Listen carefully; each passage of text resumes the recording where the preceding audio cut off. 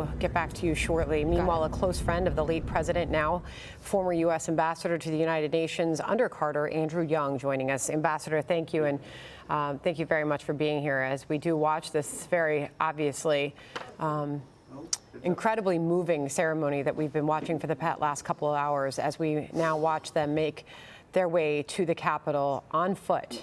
I want to get your thoughts in this moment, as we do know that this was a man of faith who firmly believed that that was what drove him in his personal life and his professional life as well. That's true. In fact, everything about Jimmy Carter, from the very beginning, the thing that you were aware of was the sincerity of his religious commitments. Just a beautiful scene that we're all taking in there together in Washington. And I do want to share with you, Ambassador, a quote from Jimmy Carter on exactly that. My faith demands, this is not optional, my faith demands that I do whatever I can, wherever I can, whenever I can, for as long as I can, with whatever I have to try to make a difference.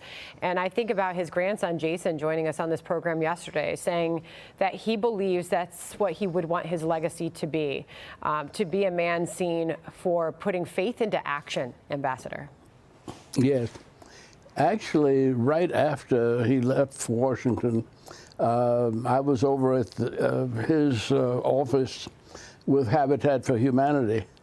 And they were trying to decide where to make an announcement that he was going to start trying to build houses around the world.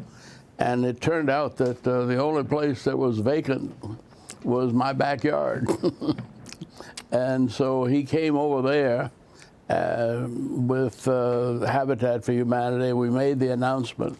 And my baby daughter, who was then a student at Duke University and graduating in June, decided that she went up to him and said she'd like to go with him.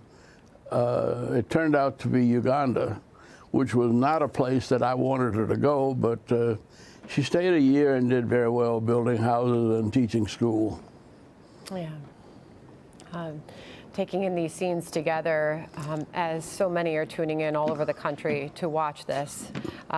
Jimmy Carter is the first and only former president to have lived to the age of 100 years old, Ambassador.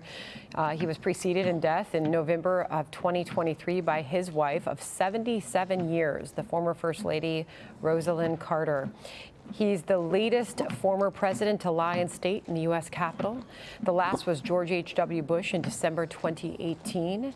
Carter, of course, graduated from the U.S. Naval Academy and served as a submarine officer before leaving the Navy to run his family's peanut farm. And Ambassador, he was a very proud man of his military service as well.